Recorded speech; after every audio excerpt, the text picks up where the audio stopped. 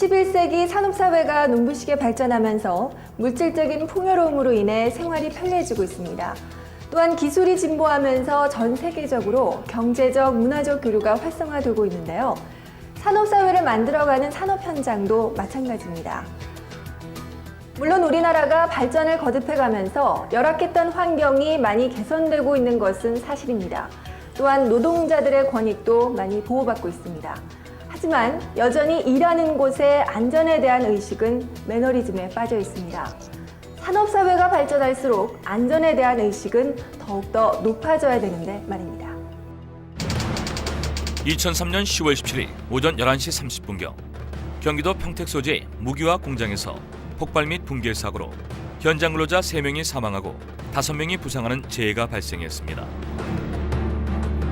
연기와 구름이 오르면서 큰 폭파 사고가 일어난 걸 인지하고 인근 공장이기 때문에 바로 지령 없이 저희들이 출동을 했습니다.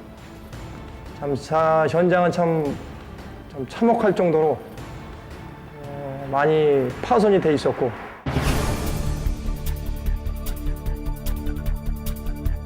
사고 당일 현장 내 규산소다 제조 공정에서 용해조의 수산화나트륨, 물 및 규사를 투입한 후 7kg 스팀과 측부에 설치된 재킷에 150도씨에서 170도씨의 열매 체유를 공급하여 용해조 내부 압력을 9kg로 유지 운전을 하였습니다. 용해조 내부 압력이 9kg에 도달하게 되면 열매체 보일러 운전을 중지하여 열원 공급을 중단해야 하나 열원이 지속적으로 공급되어 내부 압력이 비정상적으로 상승하였으며 과압방출 장치인 안전밸브가 작동하지 않아 용해조가 파열되면서 105m에서 110m 비례하고 공장 설비들이 붕괴되면서 발생한 재해입니다.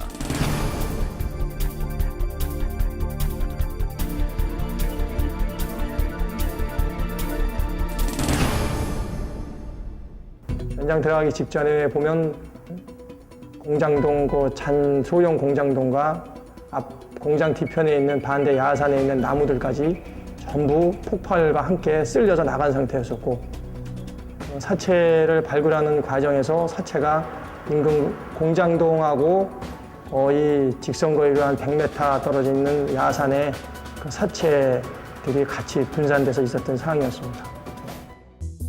다음에 사고 발생 공정 및 운전 상황은 동료 등 사고 당시 목격자의 증언과 내용 및 현장 조사 결과를 토대로 추정하여 작성한 내용입니다.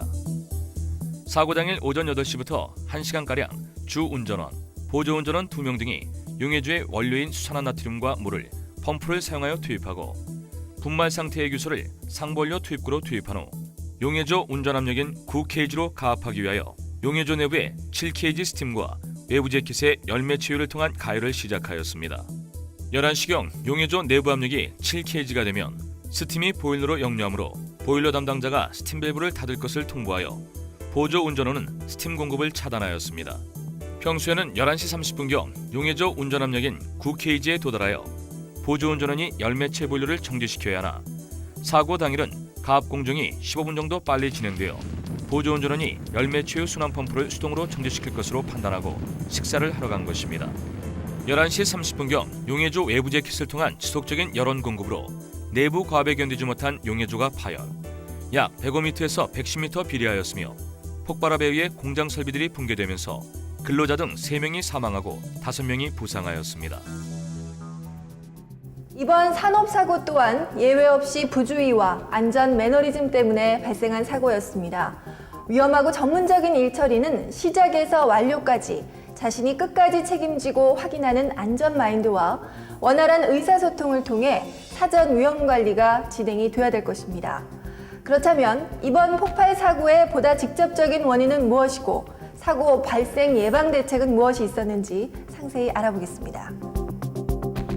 고온 고압의 반응 조건을 유지하는 반응기와 같은 압력 용기에는 반드시 반응기의 안전을 확보하기 위하여 정기적으로 검사를 실시해야 하며 규산나트륨과 같이 굳는 성질이 있는 경우에는 안전밸브가 작동하지 않을 수도 있기 때문에 압력 용기의 과압에 대한 보호를 위하여 파열판을 설치하여야 합니다. 먼저 사고 원인에 대해 살펴보면 첫째, 파열된 용해조 내부에는 과압 형성 시 용해조의 파열을 방지하기 위해 설정압력 11kg인 안전밸브를 설치하였으나 용해저 내부에 규산나트륨 원료인 규사 등이 안전밸브 내부에 부착, 안전밸브의 기능이 상실됨에 따라 내부 과압을 해소하지 못한 용해조가 파열되어 재해가 발생한 것으로 추정됩니다. 둘째, 일반적인 규산나트륨 습식 제조 방법은 하이드로 서멀법을 이용하는데 사고 공정과 동일한 원료를 내부 압력 12에서 15kg로 가압하여 운전했을 때 생산율이 양호함을 감안한다면 열매체 후 보일러를 통한 열원 공급이 보다 높은 온도에서 무리하게 운전되었을 가능성이 있으며 그 사이 안전밸브는 이미 기능을 상실했던 것으로 추정됩니다. 셋째, 공정운전자 등은 화재, 폭발 등을 예방하기 위한 공정개요, 운전 조건 등을 충분히 교육받지 못하고 원료 투입량 및 밸브 조작 등 기본적인 작업 방법만을 알고 있는 상태에서 단순 작업만을 수행하였기에 내부 압력 및 온도가 급격히 상승하는 순간 대처가 미흡하였을 것으로 추정됩니다.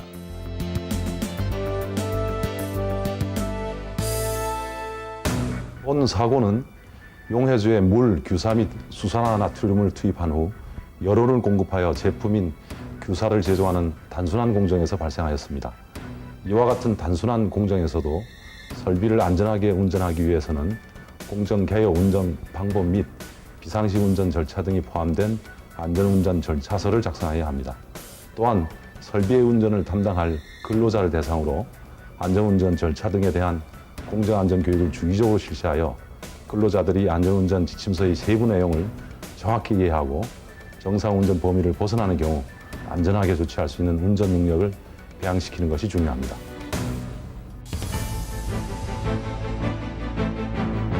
지금까지 살펴본 용해조 폭발과 같은 동종재해를 예방하기 위해서는 다음과 같은 재예방 방안이 절실히 요구됩니다. 용해조 내부에서 만들어지는 규산나트륨과 규산은 안전밸브 기능 상실을 유도할 가능성이 높은 물질이므로 이러한 물질 등을 취급하는 압력용기에 안전밸브를 설치할 때는 안전밸브 전단에 파열판을 직렬로 추가 설치하여 안전밸브의 기능 상실을 방지하거나 파열판 설치 시 안전밸브와 파열판 사이에 압력계기를 설치하여 파열판의 파열 여부를 확인할 수 있도록 해야 합니다. 둘째, 사고 발생 용해조는 내부 온도를 파악할 수 있도록 온도계를 설치하여 공정운전 온도 이상으로 상승 시 내부 온도를 하강시킬 수 있는 냉각 설비를 설치해야 합니다.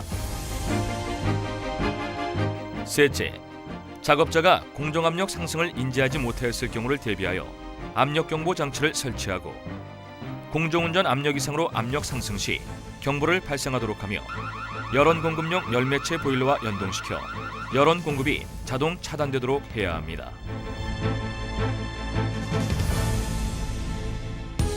자동차도 사고에 대비해 안전벨트와 에어백이 있듯이 기업도 무엇보다 안전에 있어서만큼은 엄중하고 엄격한 잣대를 해야 할 것입니다. 안전에 대한 적극적인 투자가 기업 이윤과 노사 화합에 직결이 되고 사고 시 발생할 수 있는 노력과 비용에 비해 오히려 더 저렴하다는 것 명백한 사실이지요. 안전도 환경도 글로벌 수준으로 이끌어가는 기업이야말로 일하기 좋고 또 그만큼 좋은 품질로 소비자에게 다가갈 수 있을 것입니다. 무사고 무재해, 노사 간에 있어서 그 무엇보다 값진 단어가 아닐까요?